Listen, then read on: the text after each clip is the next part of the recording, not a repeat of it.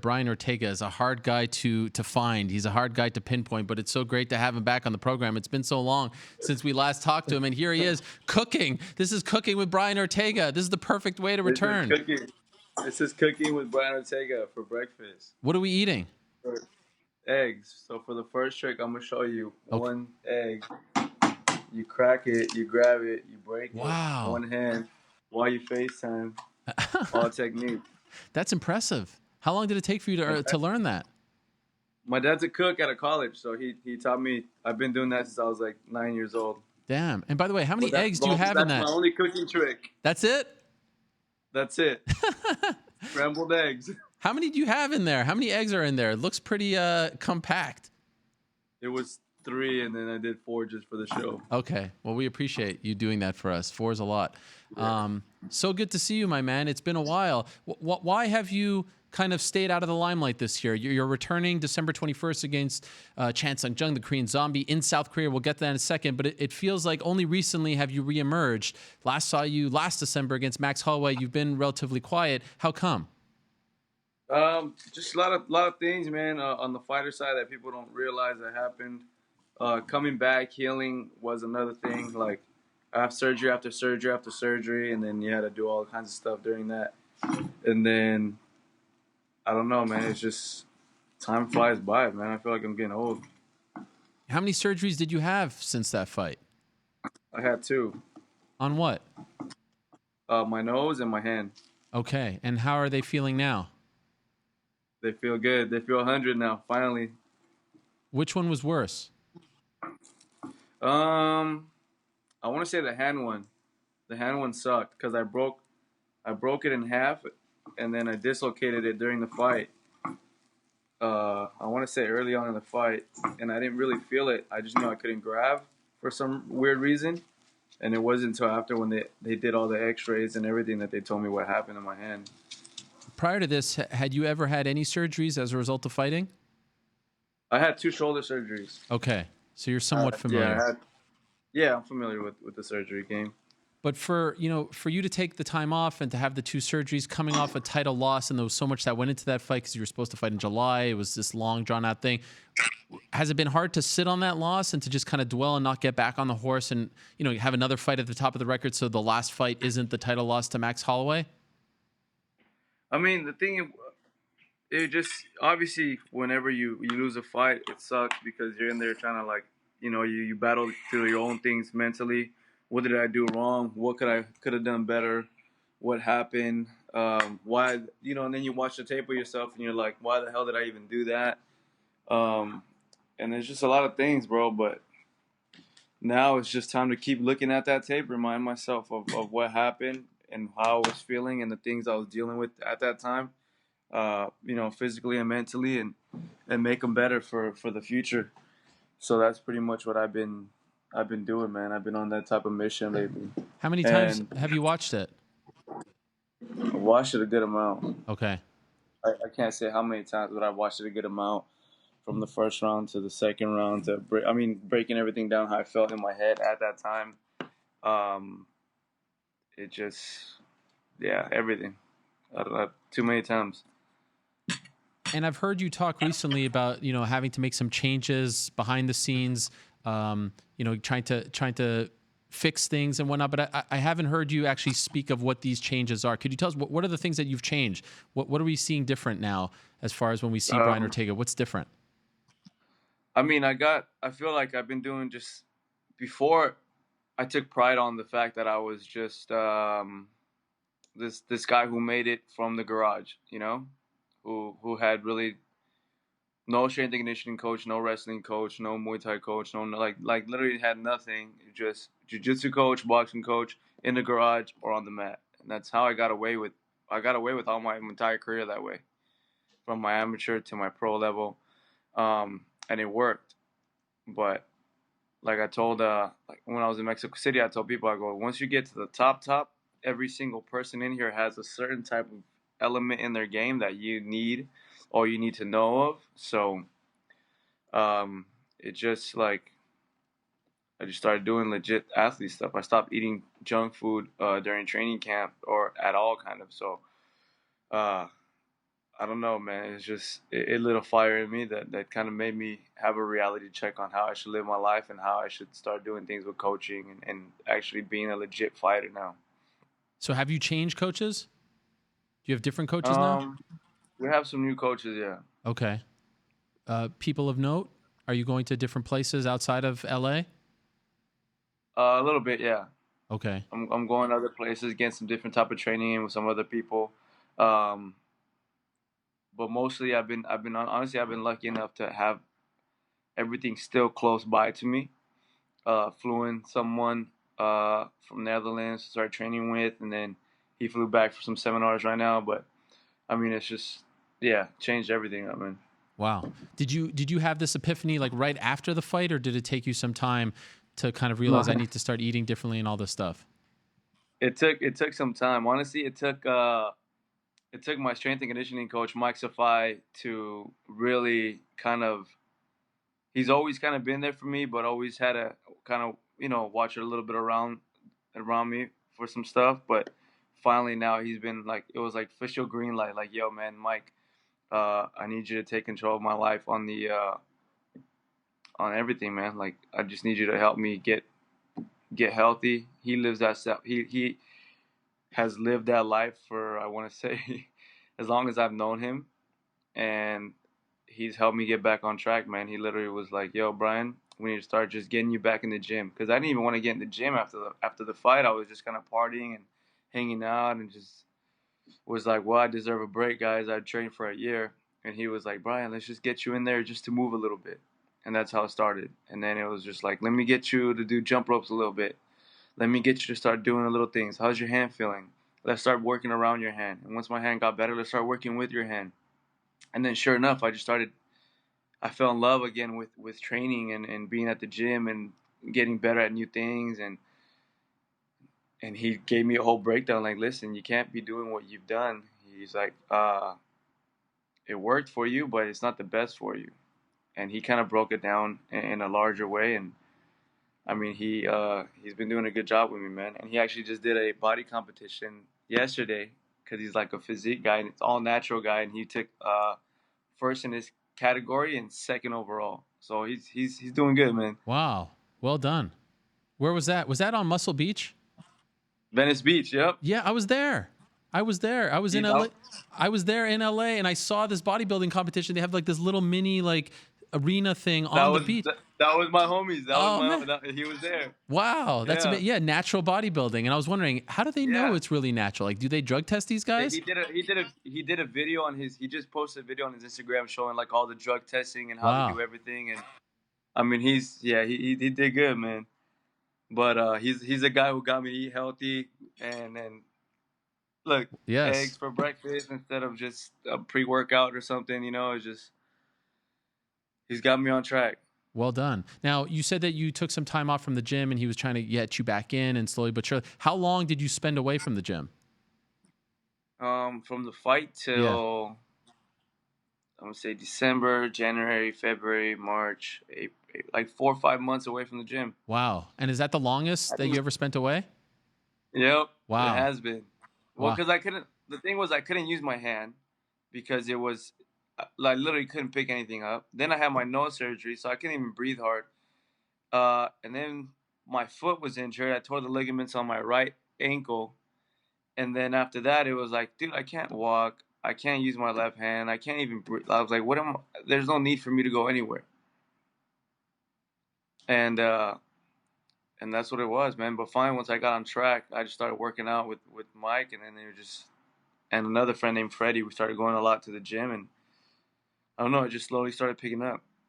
So for a guy, you're 28 now, turning 29 in early 2020 February, undefeated.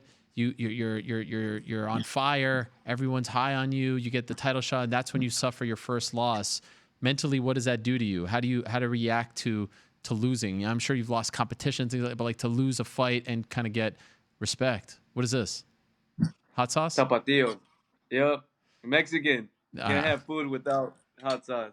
I'm used to, by the way, I'm used to seeing you just eat in that like Mexican market. Tapatia. Yeah. You know that market where we eat all your stuff? I Yeah, seen yeah. that. It's called La Perla Tapatía. Oh yes, I love that place. I'd love to go there Yeah, one the day. homie Miguel owns that spot, man. He's that's family right there, man. That's why I eat over there, because it's when you go over there, it's like home meals. But getting back to my question, how did you react to actually losing, like feeling defeat? Especially, it's like you don't feel defeat in a mid card fight. Like this was the main event, this was the title, this is what you had strived for. Mentally, how did you deal with that? Did you feel down afterwards? Did you feel like you wanted nothing to do with this sport anymore? How did you react? The thing was, I always knew that I was gonna lose one day, as in terms of saying, this sport eventually will get someone. Hmm. So far, there's very few people who survived their entire career. I don't think there's anyone that survived their career without having a loss handed to them. Um, and I even said it. I want to say when I fought, I want to either Cub or someone. I forgot who I fought, but I was like, "Yo," I go, "If I lose, I want to know how I lose." And that's kind of what intrigues me in this game. Like I want to know how I'm gonna lose. I want to know. I want to know like my failures. As me trying to be the best in the world, I need to learn what I'm bad at, what I need to get good on.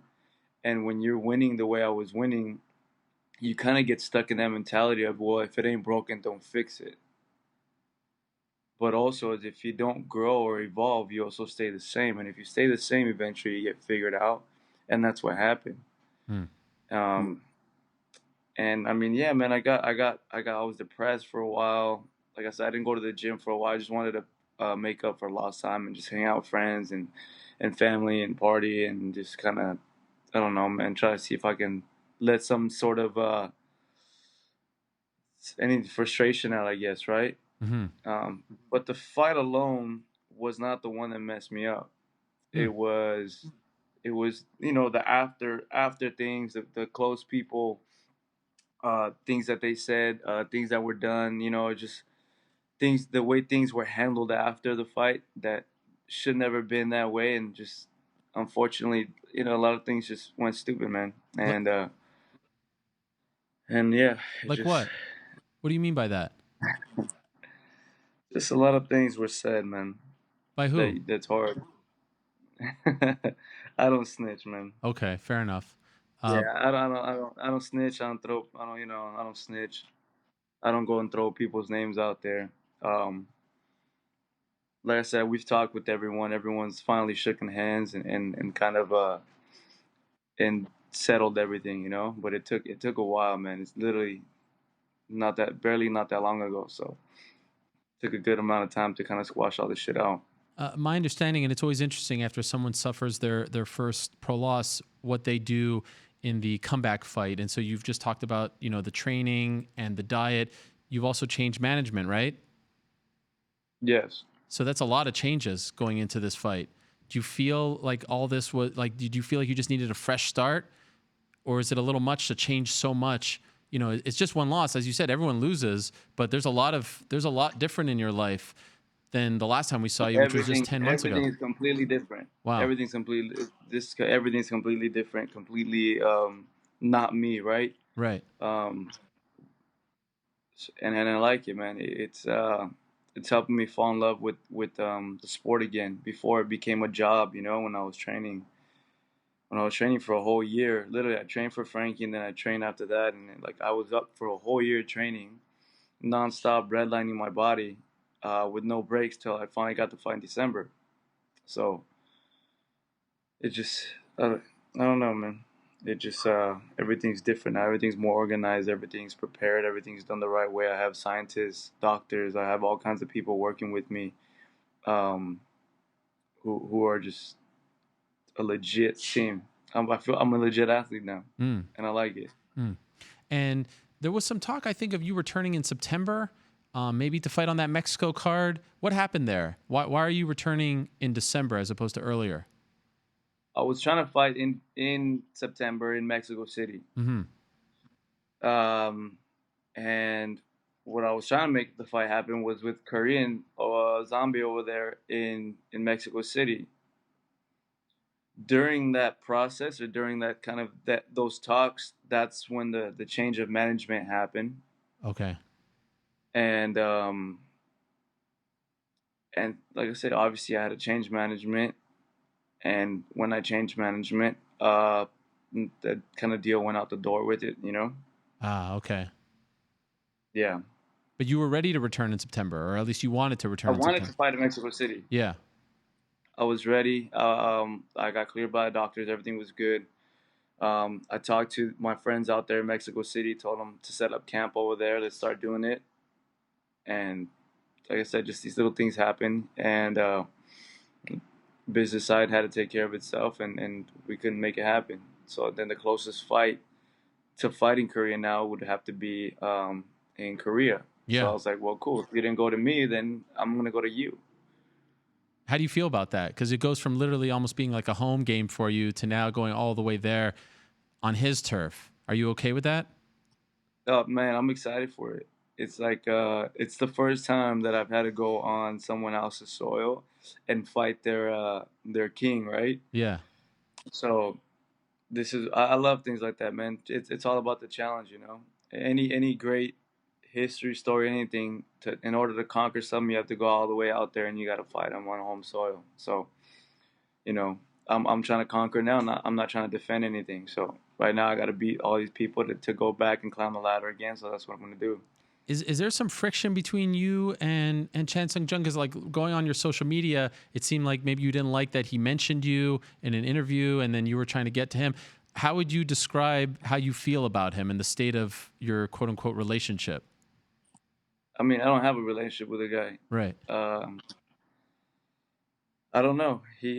I think he tagged me on something saying he's Mexico City ready. I was like, okay, me too. And then all of a sudden he started saying some other stuff on the internet, so I started shooting back.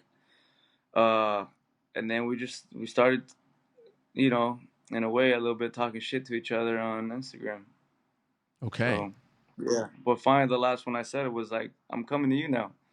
You can't say that I'm scared to fight. You can't say this. Like, I'm coming to your fucking home to fight you.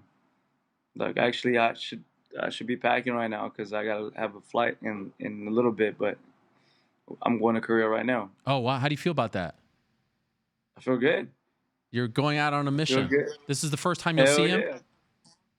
yeah. I think you should be there. Yeah, we're gonna Okay. have the press tour. We're going to go out there and do stuff out there for TV and the media and everything out there. Okay, wow, that is big. So that's December 21st in South Korea. By the way, just curious because you were so synonymous with him. Will Henner be in your corner for this fight? Yes, Always. always. That's a day oneer. That's he was there when I was 13 years old, man. Took me in as a little brother, then as a little apprentice. Uh, I don't know, man. We have a unique relationship. I've been Yeah. with that guy for over half my life now. And you miss it? Like, are you excited to get back in there? Do you miss the feeling of Yeah, the fight week, the fight night, all that stuff, walking in the I, I cage? miss I miss everything, man. I miss it. There was this thing where I was fighting so constantly and I was doing it a lot, and then I was like, you know what, man? It went from love to a job. And when they're like, yo, stay ready for this. Yo, you have to fight now. Hey, you have to do this. Then it became a little bit of a job. But now that I've had this time off, I've been training for fun. I've been having a lot of fun with it. All these new arts that I'm taking up, it's like it's I don't know. It feels good, you know. It feels good to suck at things again. It wasn't before. I was just doing things I was good at and just kept doing it. Now it's like, yo, you suck at this, like do it. And I'm like, oh damn, I gotta get better. Hey, I got better than last week. Hey, I'm better than the week before.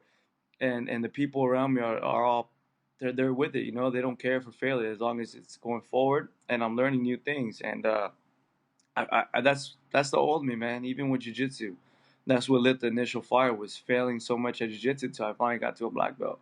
It was going into fights and getting hit so many times, and then realizing I could win a easier way. And it's just this whole process of getting better as a mixed martial artist. And every art was something that I really needed, and that I got this year.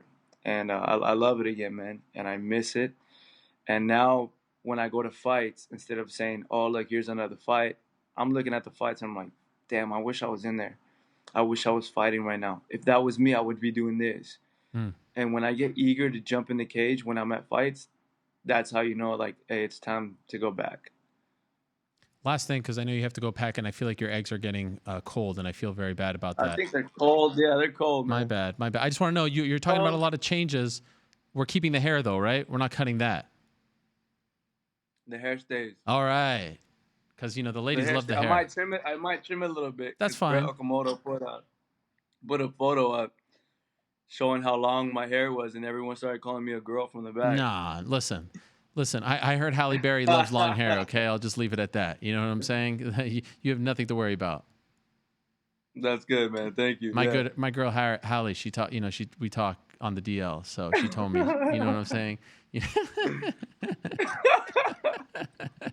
But it's good to see you back, my man. It's good to see you smiling, and I'm looking forward to this. It's been a long time. December 21st in South Korea, Korean Zombie versus Brian Ortega. Last card of the year. What a way to end 2019. So this is going to be great. And thanks so much for doing this, Brian. I know that I joked at the beginning you're elusive, but it's really much appreciated, especially before you fly out today. So thank you so much. No, man. No worries, my boy. Hello, everyone. It's Ariel Helwani. I just came here to thank you for watching our ESPN YouTube channel. It's the best. You know what else is the best? The ESPN app. You can get highlights, analysis, all that stuff and more. And if you want premium content and live streaming sports, there's only one place for all of that. It's ESPN Plus.